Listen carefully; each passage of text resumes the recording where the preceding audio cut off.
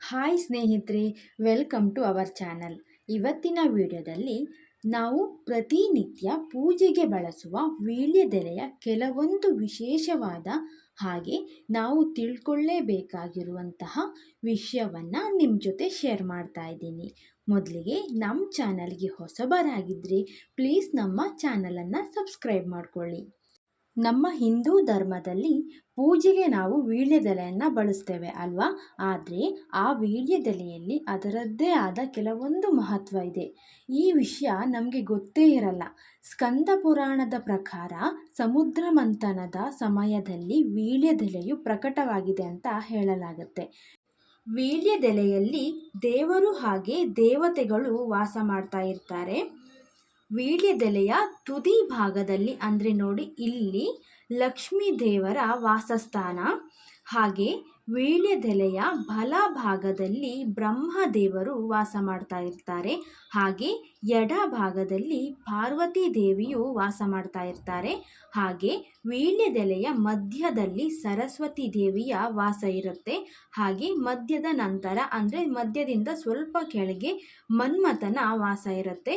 ಹಾಗೆ ವೀಳ್ಯದೆಲೆಯ ಬುಡದಲ್ಲಿ ಮೃತ್ಯು ದೇವತೆ ವಾಸ ಮಾಡ್ತಾ ಇರ್ತಾರೆ. ಹಾಗೆ ವೀಳ್ಯದೆಲೆಯ ತೊಟ್ಟಿನಲ್ಲಿ ಅಹಂಕಾರ ಲಕ್ಷ್ಮಿ, ದಾರಿದ್ರ್ಯ ಲಕ್ಷ್ಮಿ ವಾಸ ಮಾಡ್ತಾ ಇರ್ತಾರಂತೆ. ಹಾಗೆ ವೀಳ್ಯದೆಲೆಯ ಮೂಲೆ ಮೂಲೆಗಳಲ್ಲಿ ಪರಮೇಶ್ವರನ ವಾಸ ಇರುತ್ತಂತೆ.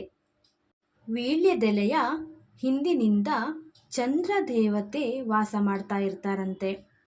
ಇನ್ನು ನಾವು ಅಡಿಕೆ ಮತ್ತು ವೀಳ್ಯದೆಲೆಯ ಮಹತ್ವ ನೋಡೋದಾದರೆ, ಯಾವುದೇ ದೇವರ ಪೂಜೆ ಮಾಡುವಾಗ ಅಥವಾ ಯಾವುದೇ ಶುಭ ಕಾರ್ಯಗಳಲ್ಲಿ ತಾಂಬೂಲ ಕೊಡುವಾಗ ವೀಳ್ಯದೆಲೆ ಮೇಲೆ 1, 3, 5 ಅಡಿಕೆ ಇಟ್ಟು ಕೊಡೋದ್ರಿಂದ ನಮಗೆ ಫಲ ಸಿಗುತ್ತೆ. 2 ವೀಳ್ಯದ ಎಲೆ ಹಾಗೆ 1 ಅಡಿಕೆಯನ್ನು ಇಟ್ಟರೆ ಇದು ಶುಭದ ಸಂಕೇತ ಅಂತ ಹೇಳಲಾಗುತ್ತೆ. ಇನ್ನು 2 ವೀಳ್ಯದ ಎಲೆ ಹಾಗೆ 3 ಅಡಿಕೆ ಇಟ್ಟರೆ ಇದು ಸುಖದ ಸಂಕೇತ. ಹಾಗೆ 2 ವೀಳ್ಯದ ಎಲೆ ಜೊತೆಗೆ 5 ಅಡಿಕೆ ಇಟ್ಟರೆ ಅದು ಆಯಸ್ಸು ವೃದ್ಧಿ ಆಗುತ್ತೆ ಅಂತ ಶಾಸ್ತ್ರದಲ್ಲಿ ಹೇಳಲಾಗುತ್ತೆ.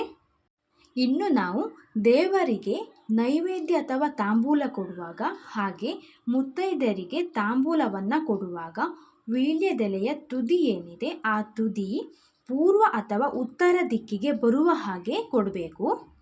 ಹಾಗೆ ಪೂಜೆಗೆ ನಾವು ಯಾವ ರೀತಿಯಾದ ಎಲೆನ ಸೆಲೆಕ್ಟ್ ಮಾಡಬೇಕು ಅಂತ ನೋಡೋದಾದರೆ, ವೀಳ್ಯದೆಲೆಯನ್ನು ಪೂಜೆಗಿಂತ ಮುಂಚೆ ಚೆನ್ನಾಗಿ ನಾವು ತೊಳೆದಿರಬೇಕು. ಹಾಗೆ ನಾವು ಪೂಜೆಗೆ ಎಲೆಯನ್ನು ಉಪಯೋಗಿಸಿಕೊಳ್ಳುವಾಗ ತೂತಾಗಿರುವಂತಹ ಎಲೆಯನ್ನು ಆಯ್ಕೆ ಮಾಡಿಕೊಳ್ಬಾರ್ದು, ಅದಷ್ಟು ಫಲ ನಮಗೆ ಸಿಗಲ್ಲ. ಹೀಗೆ ಒಣಗಿರುವಂತಹ ವೀಳ್ಯದೆಲೆಯನ್ನು ಕೂಡ ನಾವು ಪೂಜೆಗೆ ಯೂಸ್ ಮಾಡಬಾರ್ದು.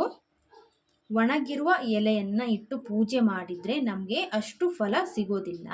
ಇನ್ನು ಪೂಜೆಗೆ ವೀಳ್ಯದೆಲೆಯನ್ನು ಆಯ್ಕೆ ಮಾಡಿಕೊಳ್ಳುವಾಗ ನೋಡಿ, ಈ ರೀತಿಯಾಗಿ ವಿಕಾರವಾಗಿರುವ ಎಲೆಯನ್ನು ಚಾಯ್ಸ್ ಮಾಡ್ಕೊಳ್ಬಾರ್ದು. ಅಂದರೆ ಶೇಪ್ಲೆಸ್ ಇರುವ ವೀಳ್ಯದೆಲೆಯನ್ನು ಸೆಲೆಕ್ಟ್ ಮಾಡ್ಕೊಳ್ಬಾರ್ದು.